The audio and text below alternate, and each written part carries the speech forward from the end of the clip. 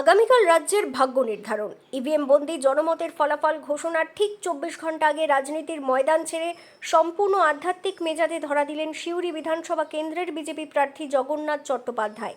দলীয় নেতৃত্বের নির্দেশ মেনে এবং জয়ের আশীর্বাদ পেতে রবিবার সকাল থেকেই তিনি চষে বেড়ালেন সিউড়ি ও সংলগ্ন এলাকার একাধিক প্রাচীন ও জাগ্রত মন্দির। ভক্তি আর আত্মবিশ্বাসের মেলবন্ধনে এদিন প্রার্থীর দিনভর কর্মসূচির নজর কেড়েছে রাজনৈতিক মহলের।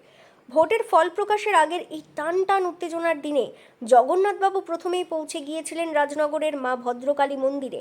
সেখানে নিষ্ঠা ভরে পুজো দেওয়ার পর তিনি করিদ্ধিয়ার বড়মহুলা কালী মন্দিরেও প্রার্থনা সারেন। মন্দির থেকে বেরিয়ে তিনি জানান, এই প্রার্থনা কেবল নিজের জয়ের জন্য নয়, বরং রাজ্যবাসীর শান্তি এবং মামাটি মানুষের অপশাসনের হাত থেকে সাধারণ মানুষের মুক্তির কামনায়।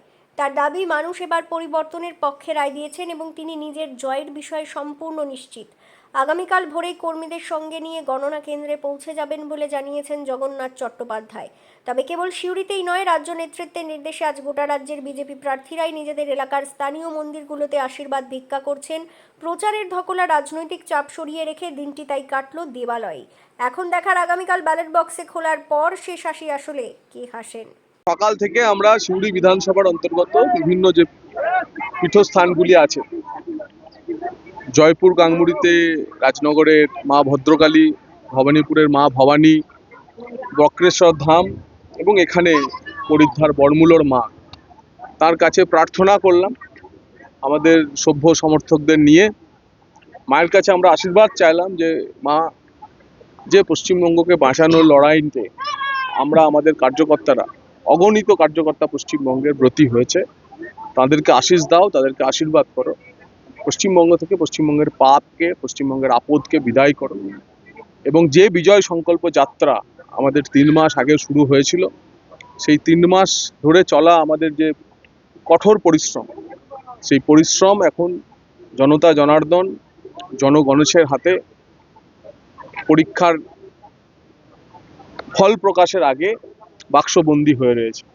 তাই মায়ের কাছে প্রার্থনা করলাম শেষ মুহূর্তে যে পশ্চিমবঙ্গের পাপকে বিদায় করার জন্য আমাদের যে অগণিত কার্যকর্তা, তারা শেষ মুহূর্ত পর্যন্ত আমরা একসাথে লড়াই করছি। আজকে দেখেছেন যে করিদ্ধার বড়মূলো গ্রামেও কত কার্যকর্তা, কত মায়েরা, কত বোনেরা আমরা একসাথে এসেছি এই প্রার্থনা নিয়ে। আজকে শুধু আমি না, পশ্চিমবঙ্গের 294 জন প্রার্থী এই প্রার্থনা তাদের বিধানসভা ক্ষেত্রে করছে। দেখুন, আশাবাদী শুধু আমরা না, দীর্ঘ যে লড়াই, গত 10-12 বছর ধরে প্রায় 300 কার্যকর্তার যে বলিদান, এবং এই 300 কার্যকর্তার বলিদানী কার্যকর্তার যে আত্মা, তাদের পরম শান্তি এবং ঈশ্বরের আশীর্বাদ, পশ্চিমবঙ্গের মাটি মানুষের যে সরকারকে আসলে আপদের সরকার, পাপের সরকারে পরিণত হয়েছিল, তা বদলে দিয়ে পশ্চিমবঙ্গে একটি ভয় আউট ভরসাহীন, একটি ভরসার সরকার, একটা পাল্টে দেওয়ার সরকার, একটা বাঁচতে চাওয়ার সরকার ভারতীয় জনতা পার্টি তৈরি করবে। এবং সেই আশা নিয়ে সনাতনী বাঙালি এবং রাষ্ট্রবাদী মুসলমানেরা একযোগে বিজেপিকে ভোট দিয়েছে।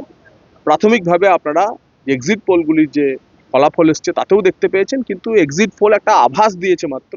কালকের ফলাফলে আপনারা দেখবেন যে ল্যান্ডস্লাইড ভিক্টরি ভারতীয় জনতা পার্টির হতে চলেছে।